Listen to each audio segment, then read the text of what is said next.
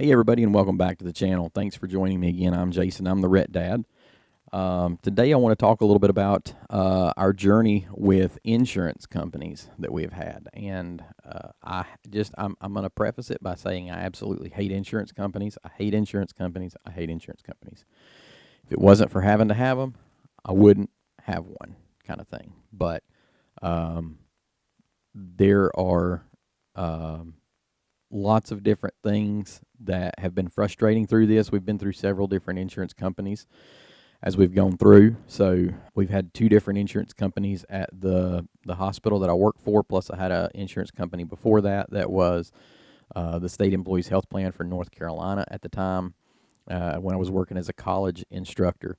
So lots of different options that we've had and lots of different things that we've had with insurance companies and lots of different ways for them to work with us. And there's really there's been benefits with both, with a couple of them, and then one of them not really so much. So that talks a little bit about the differences in the insurance companies that we've had and everything. So I guess I'll start this off by saying that the reason I say I wouldn't have one if I didn't have to have one is especially with Anna.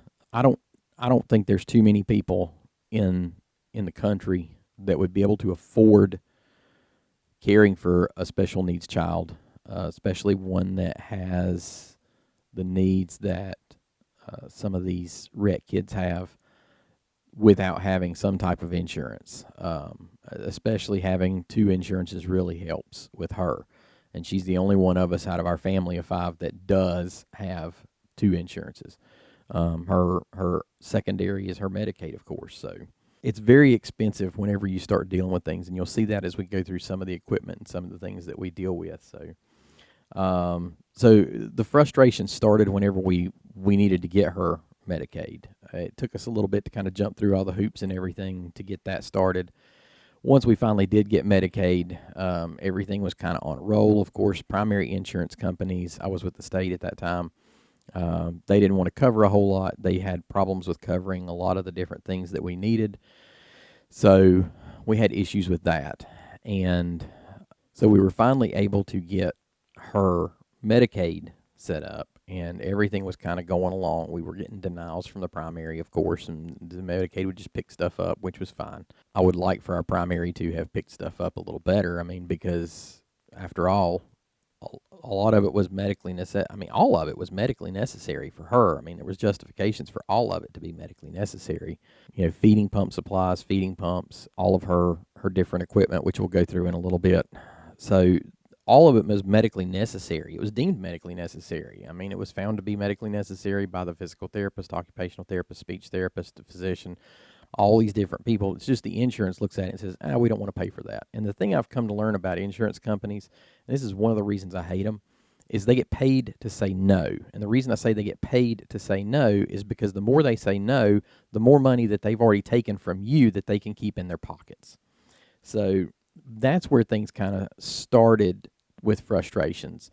Then, to add to frustration, Anna ended up, when she was 4.5 or 5 years old, something like that, we found out, she's going to age out of the Medicaid that she's under right now when she's 6. So we started scrambling, trying to figure out what are we going to do, because, there's a lot of stuff that Anna had to have. There's a lot of stuff that was going on with Anna still at the time. So we were still trying to figure out what are we going to do.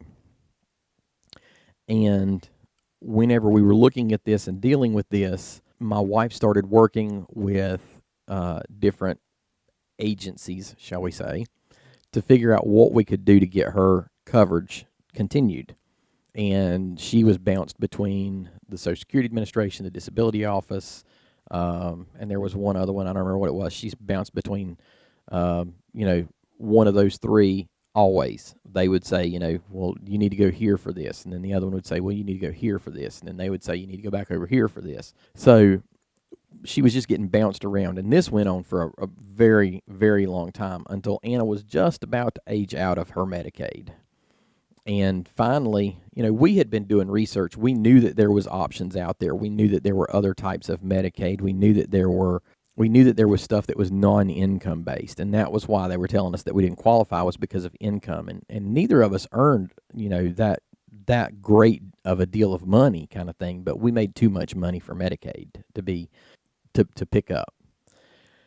So fast forward, and the final visit that she had, she went to the Social Security Administration, and she had told me that morning, she's like, if I call you, you're going to need to come with bail money. Because what she essentially did was went to the Social Security Administration office. We had all of our research kind of laid out there. We knew that there was, and by the way, it's called CAP. And there's a couple different kinds of CAP. There's CAP, there's CAP-C, there's CAP-C Innovations with Waivers, all these different things. There's lots of different things that you have available for those kind of things.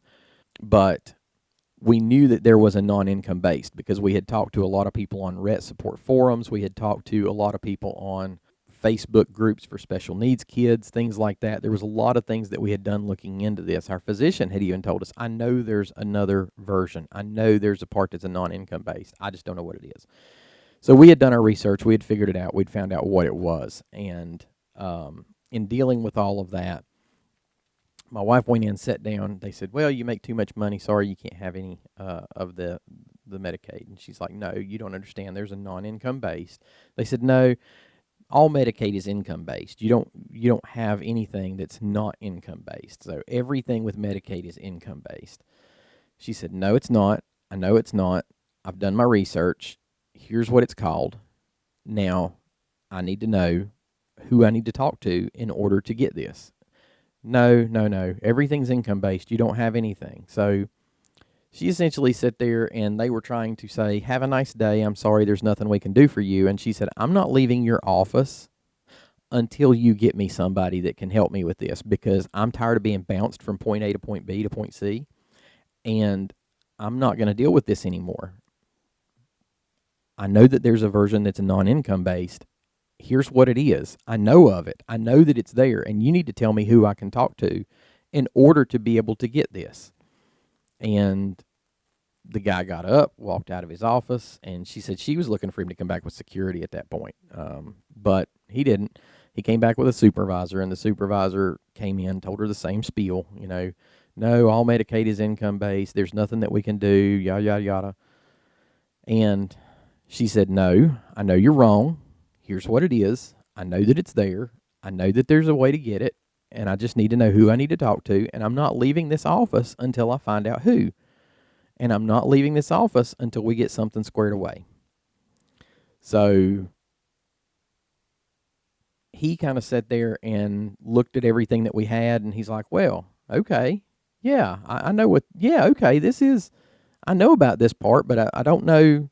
Is it not income based? And so he got to looking, no, it's not income based. Okay, well, here's who you need to go and talk to, and gave her a name. And she's like, if I go and talk to this person and they are not able to help me, I'm coming back to see you personally, because I'm not leaving this office today until she's taken care of. And that's unfortunate that you had to get to that point where we had to get to the point where we said, I'm not going to leave and let you go home until my daughter is taken care of. It's unfortunate that you have to get to that point, but it's a fight, and you don't have to be afraid to fight. Always be willing to fight. So that was the battles. That was where battles really started. Up until that point, it had just kind of been frustrations, but that's where battles really started. And with the battles, what it ended up being was we started with battles for medications. We've had battles for all kinds of things. We've been on a 3 to 4 year battle for a wheelchair that she finally is able to use, which I'll tell you about and show you in a minute. But battles for medications really started with one of her seizure medicines, believe it or not. We had the insurance company had my primary had switched, and they had run it through, and they wanted it to go to a different company. Well, this was a CBD-based seizure medication. There's only one place in the country that I know of that makes it, and I'm pretty sure we found that out whenever we were dealing with all of this. But there was hesitations on starting her on that and everything too, but we had done it, and she had done well with it for a long time. So We'll talk more about that one whenever we go specifically into that medication, because I do want to talk specifically about it, because it's one of the things where that was another area where there was hesitation, but looking back on it, it was a really great decision. So we'll talk more about that one in a different episode. But she had been on this medication for about 4 or 5 years at that point, and the company decided that they wanted it to go through another pharmacy. So they sent it to that pharmacy. They went through and did all of their checks and everything that they needed to do, and they sent it to that pharmacy. That pharmacy said, we don't do it. You need to go here. So we had to call that pharmacy and send the prescription over there. So they did that. And that pharmacy said, no, we don't do this medication. You need to go to here. And so we had to call that pharmacy, and the prescription had to be transferred to there. So we went around this rigmarole, and then the other one said, yeah, we can do that. So come to find out, they couldn't do it. They didn't know what they were talking about. They didn't understand the medication. They didn't know what it was at the time. So we go round and round with the insurance company. We go round and round with these other companies and everything. And finally it comes down to, there's only one place in the state that will do it here, or in the country that will do it. Here is what it is, and this is where the prescription needs to go. Well, no, we don't work with that particular company, so they can't go there. So we go round and round again, and they start trying to refer us back through some of the other pharmacies that we had already been through, and we're telling them, no, we've already been there. No, we've already tried them. No, that doesn't work. And we went on and on with this for probably about 3 or 4 weeks, and my wife is dealing with all of this at this point. She'd finally had enough, and she's like, I'm done. It's your turn, and gives it to me. So I call them and kind of get things on a roll, and they start trying to pass me around, and I'm like, you know what? I'll call you back in a few minutes. So I hung up the phone with them, and I called the North Carolina State Insurance Commissioner's office, and I told them what was going on, and they said, well, you need to talk to an ombudsman.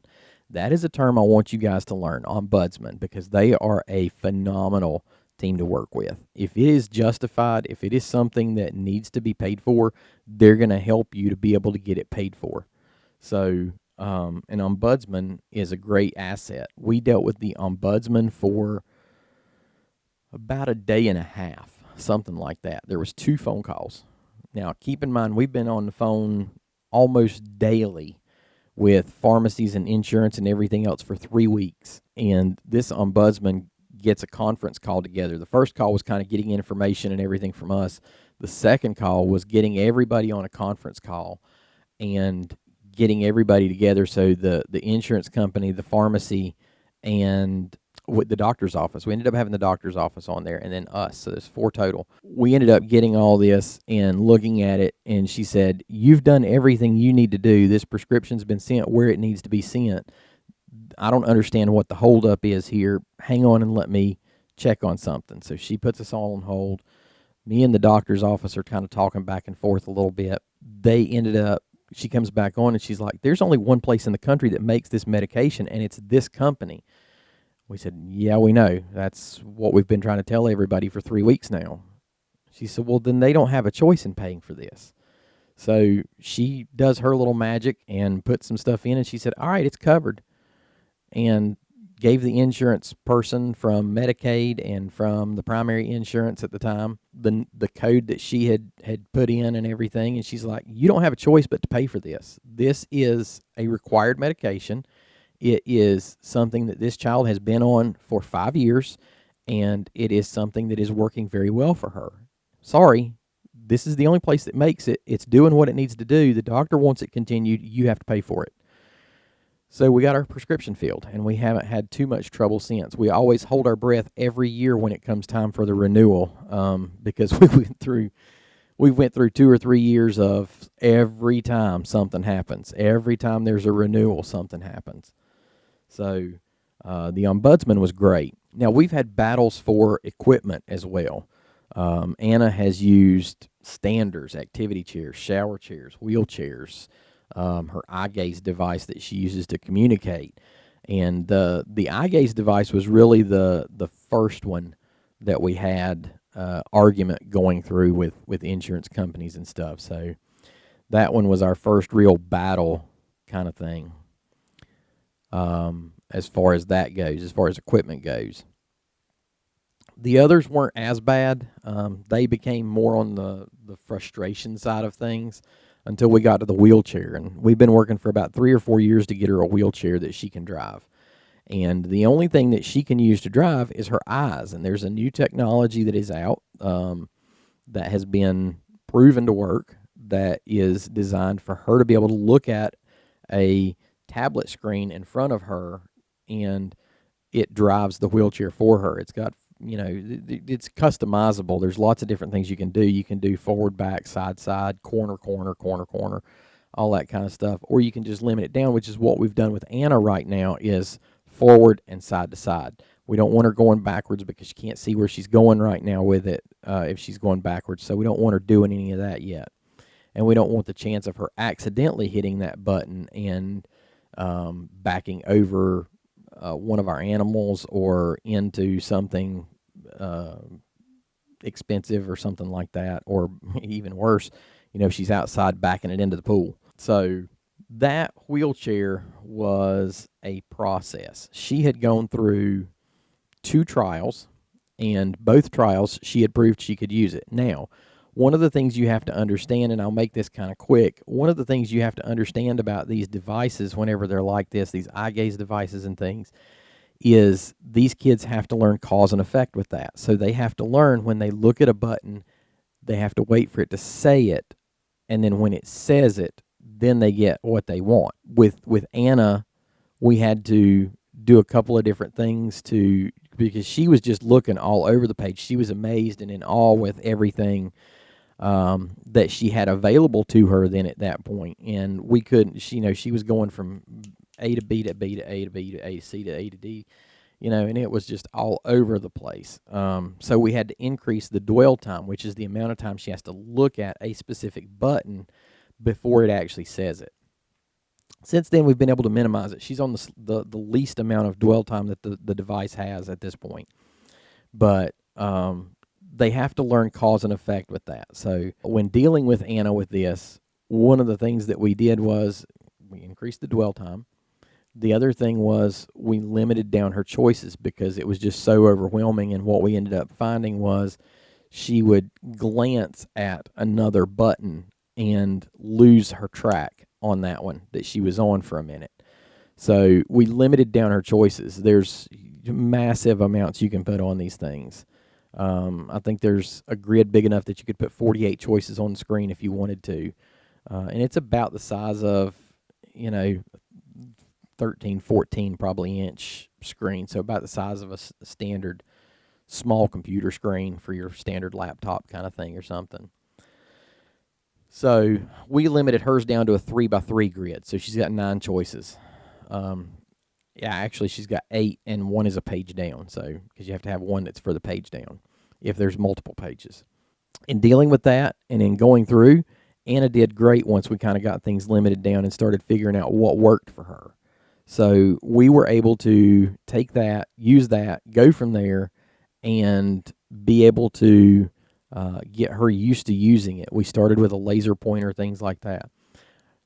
The reason I go into all this is because when we started with the wheelchair, we have to use the same process.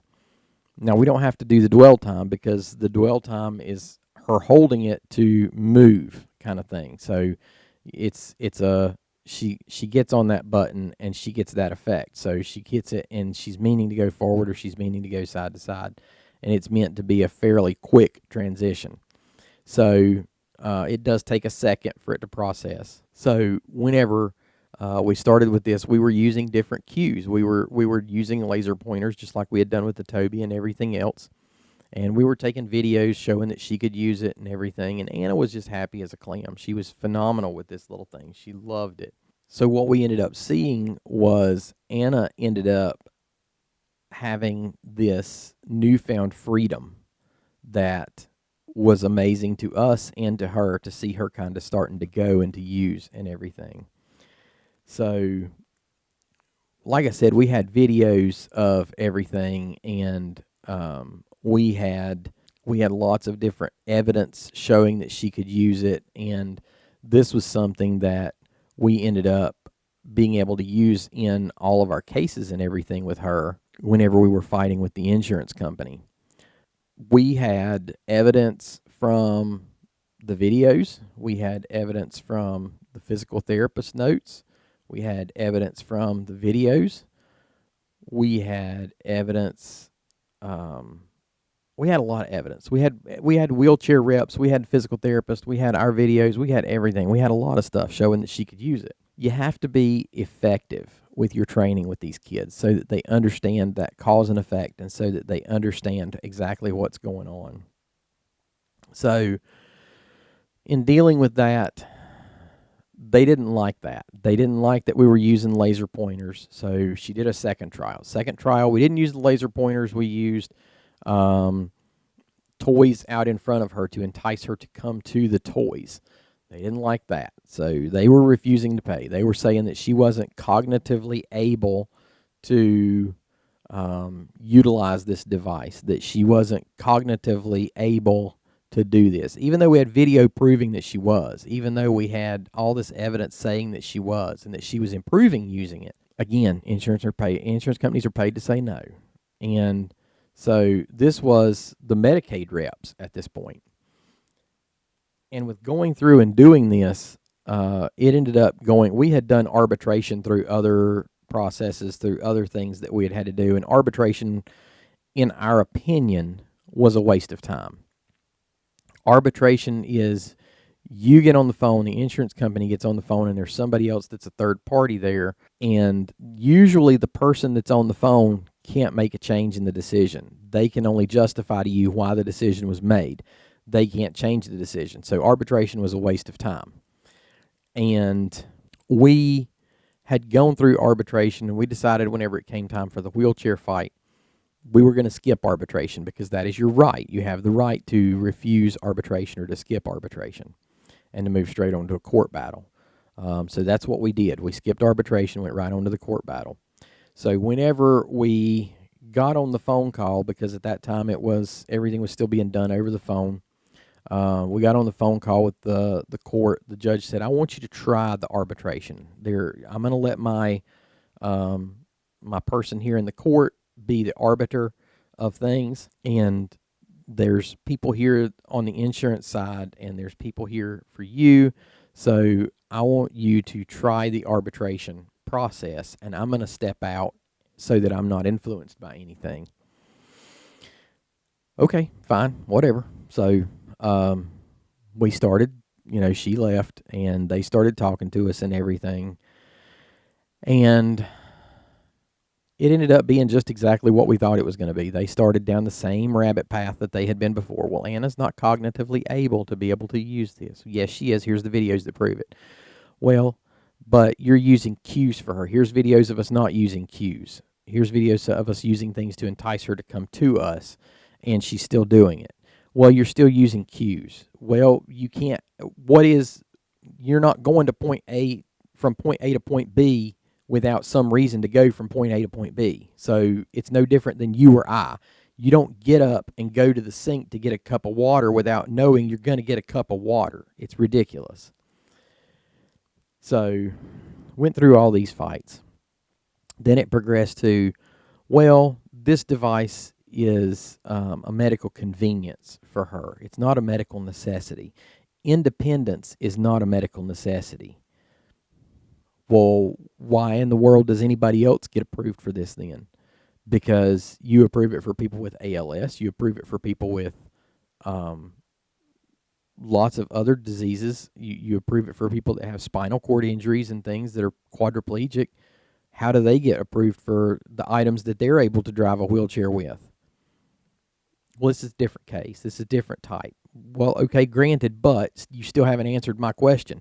How do you approve it for them whenever you aren't approving it for her? Well, those are all different. Well, okay, that doesn't still answer my question. You're just saying it's different because it's a different disease process. Okay, fine, great. Process is still the same. The actions are still the same. Everything is still the same. You're not answering my questions. So in dealing with all of this, then it switches to So then they went to, if she can't participate in her activities of daily living, or her ADLs, that's another term that they'll use, ADLs, activities of daily living. If she can't participate in her ADLs, then this is not a necessity for her, because she can't do anything with it. The independence is still not a reason enough.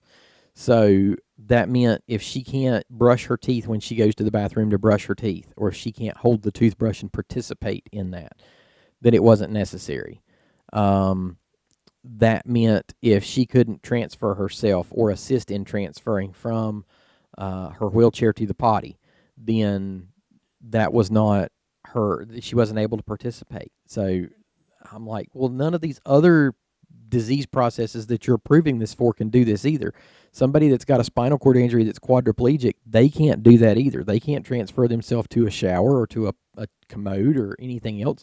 What's the difference? And they couldn't answer that. So I'm texting with the physical therapist the whole time all this is going on, and she's like, this is one they're just not going to, they're not going to give on this, and I don't have a good feeling about the way this judge is going and everything with this.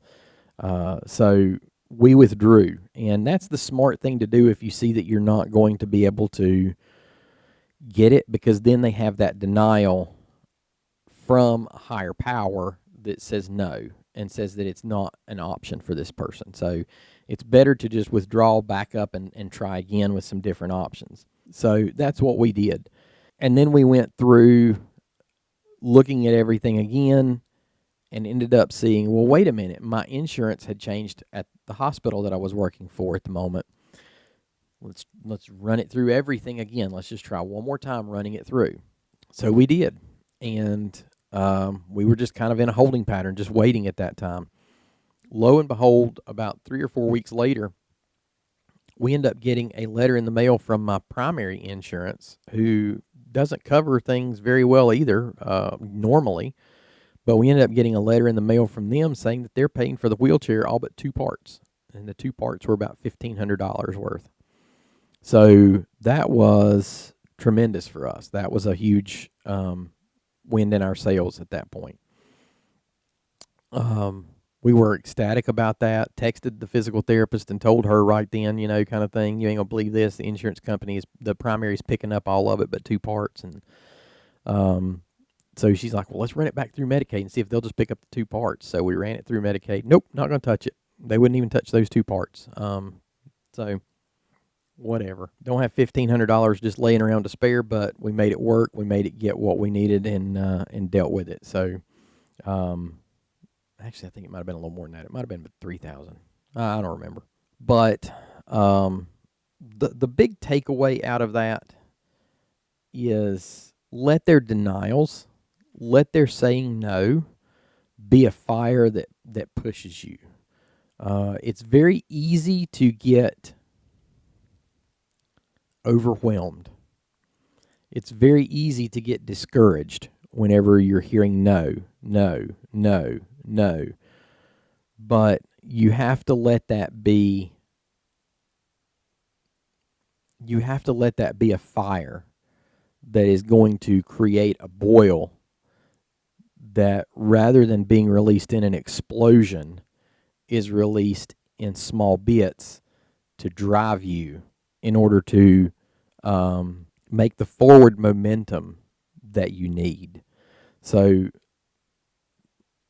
make their denials a fire that drives you, kind of thing.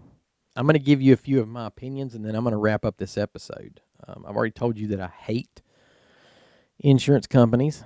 In my opinion, being in the healthcare field, insurance companies and pharmaceutical companies are 2 of the leading causes of driving up healthcare costs. In the hospital, we have to raise our costs because it's costing us more to get things because of the costs going up with these other agencies. So they are 2 of the biggest drivers in costs going up with things. So that's 1. 2, and this one's going to be a little more controversial kind of thing. Not everybody that's on Medicaid needs to be on Medicaid. I had opinions about things before we had Anna, and they've changed. But um, there are people that game the system. There are people that play things at this point, and there are people that are on disability that are no longer disabled. Maybe they were temporarily when everything's happened, but they're not now. And they could go back to work, and they just don't want to.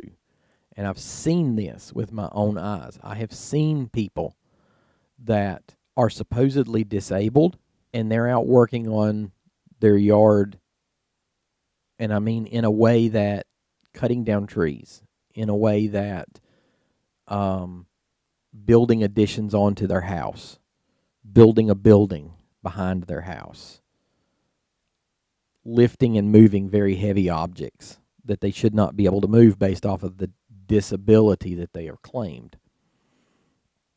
So I've seen this happen. Um, there are other people that are perfectly capable of working. They just don't want the job that is available to them at the time, so they just choose not to work. That's not right either. This system was designed for people that truly are in need of assistance. This system was designed for people that were disabled or that were in the shape that my daughter is in, and it is being abused at this point. So that is something that is very frustrating from the side of things of someone now that needs the help from that system and seeing people take advantage of the system. One of the other things is these people that do this, that game the system, or that claim disability whenever they are not truly disabled, they end up costing the system that is designed to help others and taking money out of their pockets. So that's a very big frustration for me. And then the last one's probably going to be my most controversial of any of them. This system was never designed for people that have not contributed meaningfully in our country. So when I say that, the people that come in illegally should never be on this system. They came into this country breaking the law.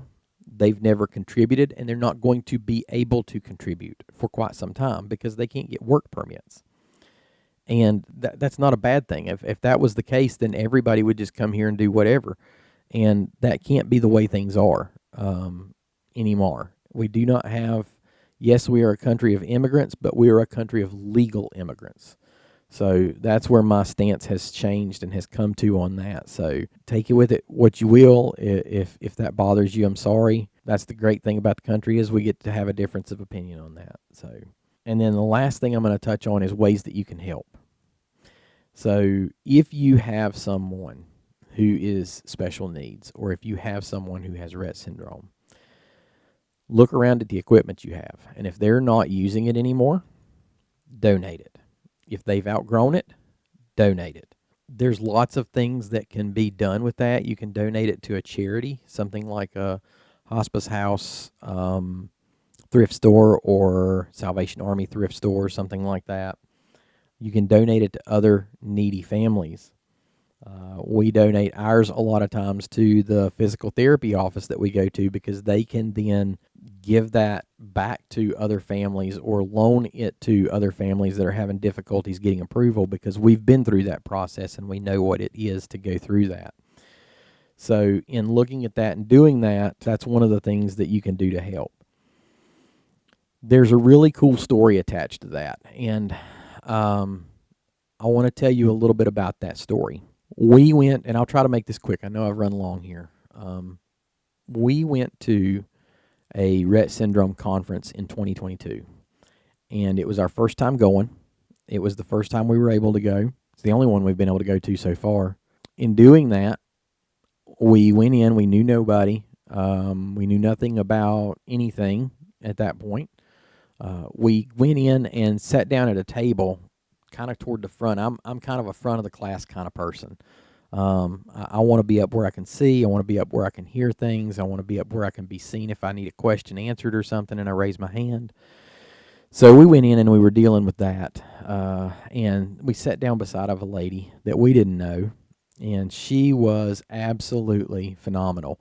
She was helping us get things, laid out. She was telling us, things we needed to necessarily hit, um, and she had been there, several times, I think, and um, she actually ended up being someone that was helping out with the conference at the time, and she was just phenomenal with us. Her name was Leslie Mita, and Leslie helped us to kind of get our feet on the ground and get our feet wet with the conference and everything, because it's a huge conference. It's very, um, I won't say overwhelming, but you definitely get a lot of information.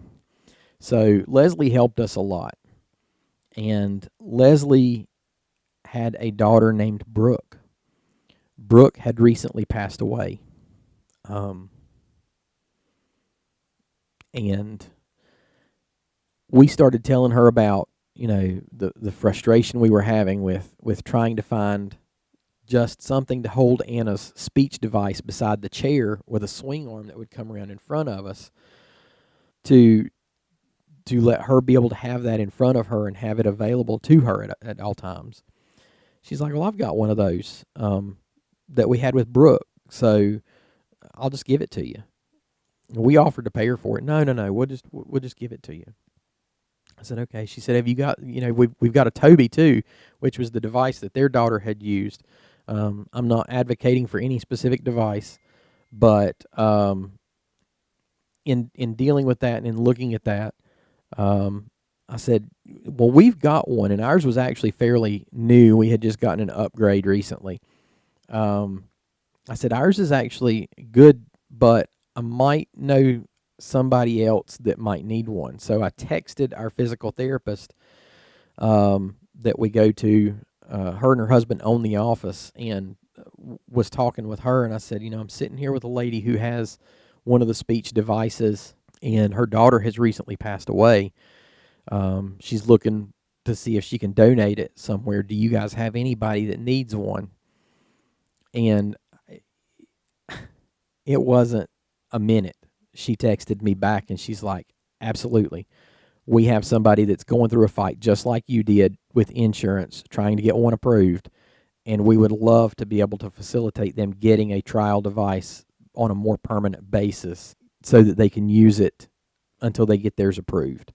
So told Leslie what was going on. She's like, absolutely. Took us a couple of weeks. We got everything squared away, and